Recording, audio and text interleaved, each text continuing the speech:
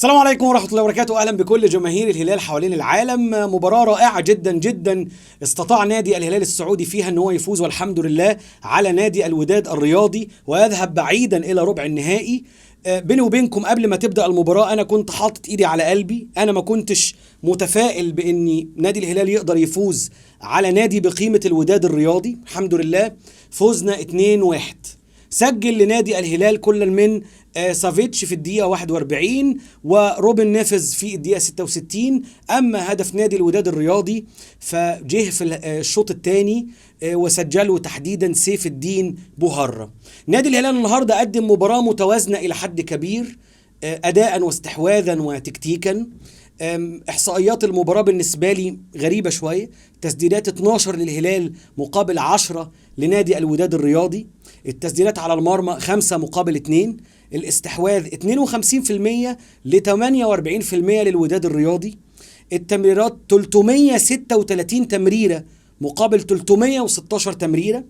أما دقة التمرير 75% للهلال مقابل 80% لنادي الوداد الرياضي، الأخطاء 18 مقابل 8، البطاقات الصفراء 5 للهلال مقابل 6 للوداد الرياضي. المباراة كانت خشنة إلى حد ما، مفيش بطاقات حمراء، 4 حالات تسلل على نادي الوداد الرياضي، وده يبين براعة مدرب الهلال وشطارة اللعيبة. أما الركلات الركنية خدوا بالكم 11 ركلة ركنية لنادي الهلال مقابل ركلة ركنية وحيدة للوداد الرياضي. وبكده نادي الهلال والحمد لله بقي في المركز الثاني برصيد 4 نقاط. طبعا المركز الأول لصالح نادي السد برصيد 7 نقاط، ثم الوداد الرياضي بنقطتين والأهلي بنقطتين، وبالتالي نادي الهلال بعيدا بعيدا بعيدا إلى ربع النهائي.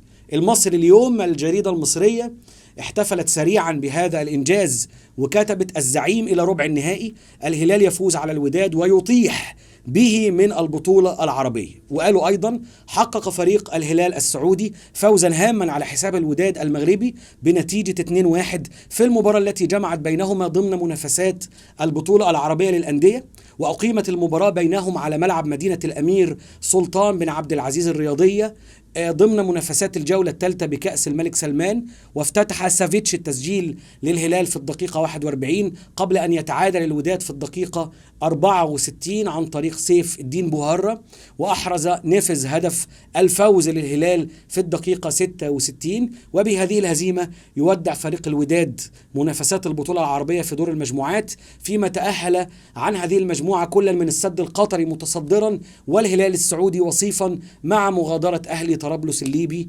والحمد لله على تلك النتيجة، ونتمنى إن شاء الله إن احنا نركز بقى في الأدوار اللي بعد كده، لأن ربع النهائي له حسابات أخرى تماما مختلفة. دمتم في أمان الله ومبروك للهلال، والسلام عليكم ورحمة الله وبركاته.